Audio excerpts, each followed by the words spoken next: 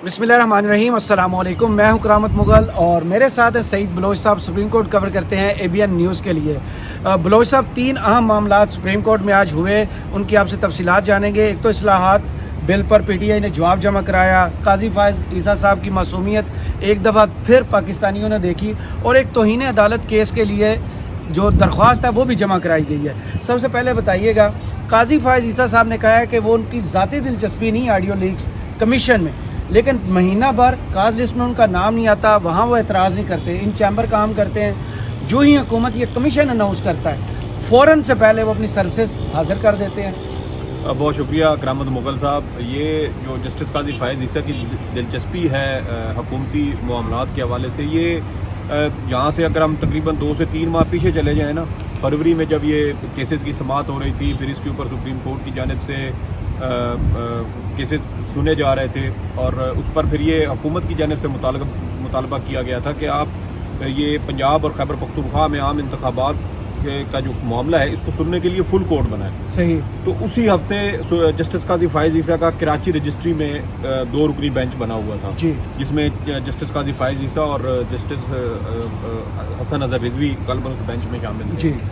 लेकिन जब हुकूमत की जानिब से ये मुतालबा सामने आया और कहा गया कि सुप्रीम कोर्ट इस केस की समाअत के लिए फुल कोर्ट तश्कील दे, तो अचानक जस्टिस काजी फायज़ ईसा ने कराची में अपना वो तयशुदा बेंच ये कहकर ख़त्म करवा दिया, और रजिस्ट्रार सुप्रीम कोर्ट को ये कहा कि आप मेरा बेंच ख़त्म कर दें, क्योंकि सुप्रीम कोर्ट में शायद पंजाब और खैबर पख्तूनख्वा में आम इंतखाबात केस के लिए फुल कोर्ट तश्कील दी जाए तो उसके लिए मेरी ज़रूरत पड़ सकती है। सही। मफरूज़े की बुनियाद पे उन्होंने अपना बेंच तहलील करवा दिया, लेकिन वो फुल कोर्ट भी तश्कील ना हुई, और इस तरह उनके जो बेंचेस केसेस की समाअत कराची रजिस्ट्री में होना थी वो ताहाल वो जो है वो ज़ेर इल्तवा है मुकदमात, और उनके ऊपर कोई समाअत नहीं हो सकी। फिर इसके ऊपर जब ये पिछले दिनों जैसे कि आपने बताया है कि 14 अप्रैल को गालबन जस्टिस काजी फायज़ ईसा की जानिब से मुकदमात सुनने से माजरत की जा रही थी, और अब ये मेरे ख्याल में 8वां या 9वां हफ्ता बनता है लगातार, और लगातार उनकी जानिब से मुकदमात नहीं सुने जा रहे थे। लेकिन फिर अचानक हुकूमत की जानिब से 19 मई को ये इंक्वायरी कमीशन तश्कील दिया गया, और इसी इंक्वायरी कमीशन के 3 रोज़ के बाद यानी 22 मई को एक इसकी पहली समाअत पीर के रोज़ हुई थी, और उसमें जस्टिस काजी फायज़ ईसा साहब फौरी तौर पे वहाँ पे दस्तयाब भी थे, और वो उसमें शरीक भी हुए, और उन्होंने उसकी पहला इजलास भी तलब किया, नोटिस भी किए, सेक्रेटरी भी अपॉइंट कर दी, और सारी कार्रवाई जो है वो उस रोज़ जो है वो पेशरफ्त में नज़र आई थी। लेकिन वही बात है कि तकरीबन 8 से 9 हफ्ते से आप अवाम के मुकदमात नहीं सुन रहे। हमारे जो ज़राए बताते हैं सुप्रीम कोर्ट के, वो ये कहते हैं कि रजिस्ट्रार ऑफिस को फ़ोन आता है कि मेरा बेंच तश्कील ना दिया जाए, और अगले हफ्ते जस्टिस काजी फायज़ ईसा बेंच का हिस्सा नहीं होते। अभी इवन के जो रवां हफ्ता जा रहा है, इसका जब रोस्टर गुज़श्ता जुमेरात को आया था तो उसमें भी जस्टिस काजी फायज़ ईसा बेंचेस का हिस्सा नहीं थे। लेकिन उसी टाइम के दौरान हुकूमत की जानिब से इंक्वायरी कमीशन तश्कील दिया गया, और उसकी समाअत के लिए, उसके इजलास के लिए वो फौरी तौर पर दस्तयाब थे।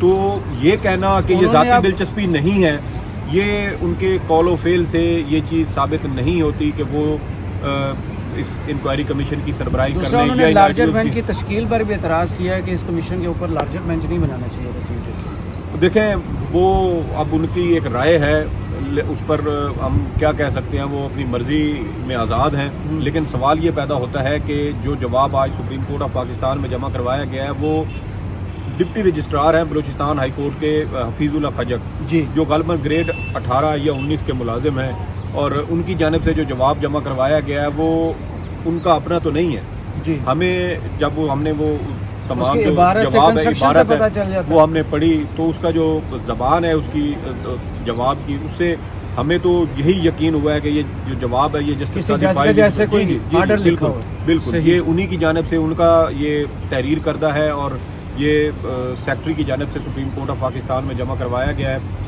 लेकिन कहने का मकसद ये है कि आपको याद होगा कि 28 फरवरी को गालबन सुप्रीम कोर्ट में जस्टिस काजी फायज़ ईसा ने रजिस्ट्रार सुप्रीम कोर्ट के खिलाफ एक बड़ा धुआंधार किस्म का जुडिशल आर्डर पास किया था, اور اس کے حکومت بعد نے فوراً انہیں ہٹانے کا بھی کہہ دیا تھا. ہٹا بھی دیا، لیکن چیف جسٹس کی جانب سے ان کو ان کی جو سروسز تھیں وہ ڈسچارج نہ کی گئیں، جس کی وجہ سے وہ دوبارہ اسٹیبلشمنٹ ڈویژن رپورٹ نہ کر سکے. لیکن اس کے بعد جسٹس قاضی فائز عیسیٰ کی جانب سے رجسٹرار سپریم کورٹ کے خلاف ایک اور خط لکھا گیا سیکرٹری اسٹیبلشمنٹ ڈویژن کو کہ انہوں نے جو جج ہیں سپریم کورٹ کے ان کے احکامات کی خلاف ورزی کی ہے، جوڈیشل آرڈر کی خلاف ورزی کی ہے، اس لیے ان کے خلاف انضباطی کارروائی لیکن کی یہ جائے. لکھنا بھول گئے کہ انہوں نے چیف جسٹس صاحب کے احکامات کی بجاوری بھی کی ہے. جی جی بالکل. اب میں اسی طرف آ رہا تھا کہ ایک طرف گریڈ 22 کے رجسٹرار سپریم کورٹ اس کے اوپر چیف جسٹس قاضی فائز عیسیٰ صاحب تنقید کرتے ہیں، لیکن دوسری طرف وہ گریڈ 18-19 کے جو سیکرٹری ہیں انکوائری کمیشن ان کے ذریعے وہ اتنا دھواں دھار قسم کا جواب سپریم کورٹ آف پاکستان میں جمع کرواتے ہیں.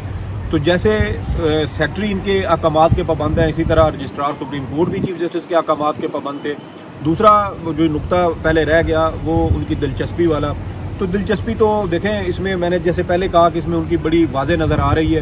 اور دوسری بات یہ ہے کہ سپریم کورٹ کی جانب سے 26 تاریخ کو جمعے کے روز جب یہ آڈیو کمیشن کے خلاف درخواستوں پر سماعت کی گئی تو سپریم کورٹ نے اس میں بڑا واضح طور پہ آخری پیراگراف میں لکھا ہے کہ 19 مئی کا جو نوٹیفیکیشن ہے جو حکومت کی جانب سے انکوائری کمیشن کی تشکیل کے لیے جاری کیا گیا تھا وہ اس کو سسپینڈ کیا جاتا ہے. صحیح. اب جب کمیشن کی تشکیل کا نوٹیفیکیشن ہی سسپینڈ ہو گیا تو اس کا مطلب یہ ہے کہ کمیشن ختم جب تک کہ اس کے اوپر حتمی فیصلہ سپریم کورٹ کا نہیں آ جاتا. جو کل 1 جون کو جی تو وہ ختم ہو گیا. اب اس کی خلاف ورزی کرتے ہوئے سپریم کورٹ کے 5 رکنی لارجر بینچ کی خلاف ورزی کرتے ہوئے جسٹس قاضی فائز عیسیٰ نے ہفتے کے روز دوبارہ اجلاس بلایا.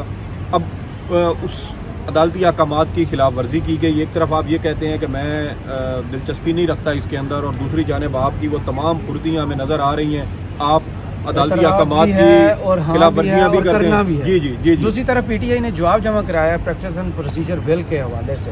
اس میں کیا ایسی خاص بات ہے کیونکہ آلریڈی یہ معاملہ تو ٹیک اپ کیا ہوا تھا، سپریم کورٹ میں چل رہا تھا.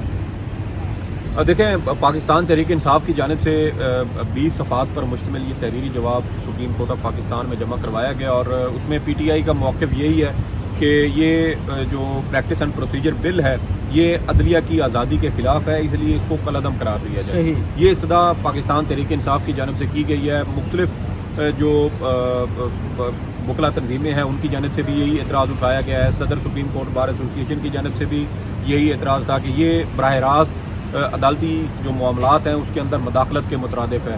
اور سب سے اہم چیز یہ ہے کہ جو ٹائمنگ ہوتی ہے نا کسی بھی کام کرنے کی، سم ٹائم یہ ہوتا ہے کہ آپ بڑا اچھا کام کرنا چاہتے ہیں لیکن آپ کا وہ کام کرنے کی ٹائمنگ ایسی ہوتی ہے کہ اس سے تاثر یہ پیدا ہوتا ہے کہ جیسے آپ اس کو کسی غلط مقصد کے لیے کرنا چاہتے ہیں.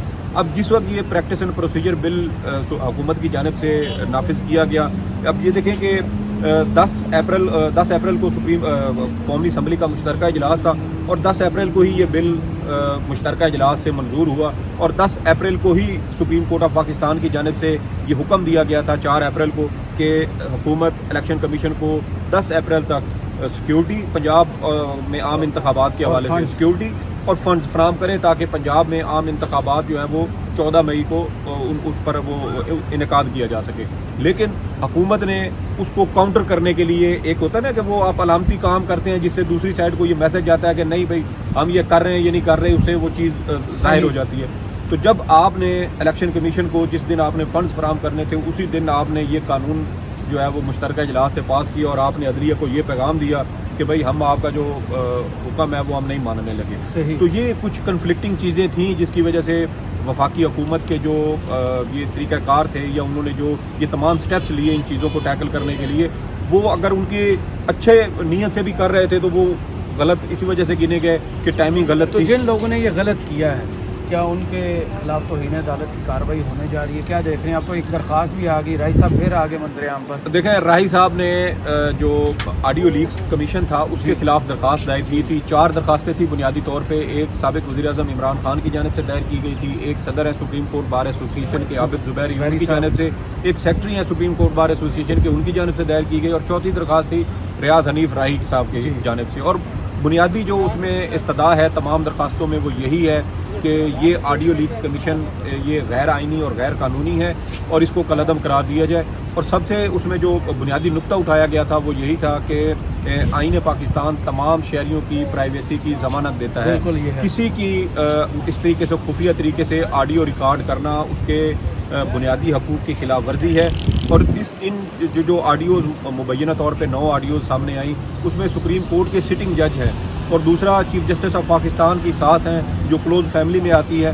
تو یہ 2 ججز براہ راست سپریم کورٹ آف پاکستان کے ایسے ہیں جن کے جو اس آڈیو لیک سے متاثر ہوئے. ہم پہلے بھی اپنے ناظرین کو یہ بتا چکے ہیں کہ 90 کی دہائی میں پاکستان پیپلز پارٹی کی اس وقت وزیر اعظم تھی بے نظیر بھٹو, ان کی حکومت اسی وجہ سے سپریم کورٹ کی جانب سے برخاست کر دی گئی تھی, ختم کر دی گئی تھی, کیونکہ اس وقت یہ الزام سامنے آیا تھا کہ حکومت یا جو ان کے ریاستی ادارے ہیں وہ سپریم کورٹ کے ججز کی جاسوسی کر رہے ہیں. اب یہاں پر ایک بڑی مذاق خیز قسم کی چیز ذکر کل عمران خان نے بھی کیا ہے کہ کالز آ رہی ہیں. جی بالکل پریشرائز کیا جا رہا ہے. اور مذاق خیز قسم کی جو بات تھی وہ یہ تھی کہ جب جسٹس قاضی فائز عیسیٰ کا reference supreme court of Pakistan میں چل رہا تھا 2020-21 میں, اس وقت ان کا بنیادی نقطہ جو ان کے وکلا کی جانب سے اٹھایا گیا وہ یہ تھا کہ لندن میں میرے بچوں کی جاسوسی کی جاتی ہے, میرے بچوں کی لوگ وہاں پہ ان کا پیچھا کرتے ہیں اور جاسوسی کرتے ہیں جس کی جو آئین پاکستان میں دیے گئے بنیادی حق کی خلاف ورزی ہے. یہی نقطہ ان کی جانب سے اپنے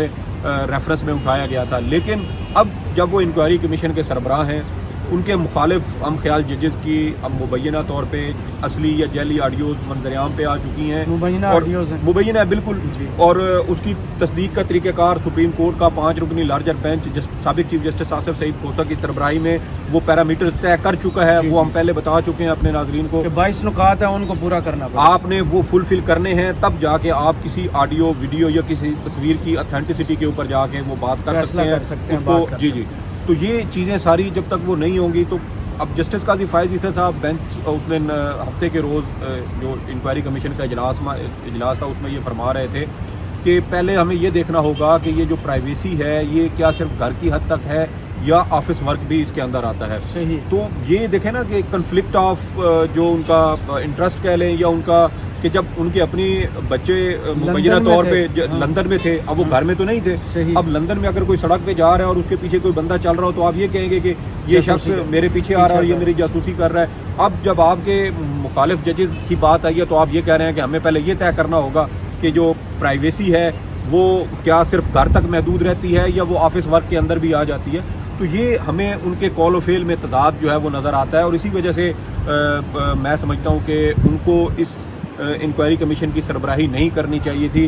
اور مجھے یہ تاثر ملتا ہے جو ہفتے کے روز سماعت ہوئی ہم نے وہ دیکھی کور کی, مجھے یہ تاثر ملا کہ شاید جسٹس قاضی فائز عیسیٰ وہ اپنے خلاف ریفرنس میں جو ان کے اہل خانہ ان کی بیوی اور بیٹی جب عدالت میں آتے تھے, اگرچہ ان کو سپریم کورٹ نے نہیں بلایا تھا, وہ خود پیش ہوئے تھے اور انہوں نے کہا ان کی وائف نے کہا کہ چونکہ اس ریفرنس کے اندر میرا بار بار ذکر ہو رہا ہے اس لیے میں بھی اپنی صفائی میں کچھ کہنا چاہتی ہوں. تو وہ خود پیش ہوئی, ان کی بیٹی آتی تھی. اب وہ شاید ان کے ذہن میں وہ ایک بات ہے وہ اس کا بدلہ لینا چاہتے ہیں اور چاہتے ہیں کہ چیف جسٹس کی ساس بھی کمیشن کے سامنے پیش ہو. ایک ویڈیو بنتی ہے جو ہم بعد میں کریں گے کہ اصل مسئلہ ہے کہ قاضی فائز عیسیٰ ورسز عمر عطا بندیال, یہ آپ کو یاد ہوگا ہبارہ بسٹرز والا کیس تھا, وہاں سے یہ مسئلہ شروع ہوا. اس پر پوری ویڈیو آپ کے لیے لے کے آئیں گے. ابھی تک کے لیے اجازت دیجیے, اللہ حافظ.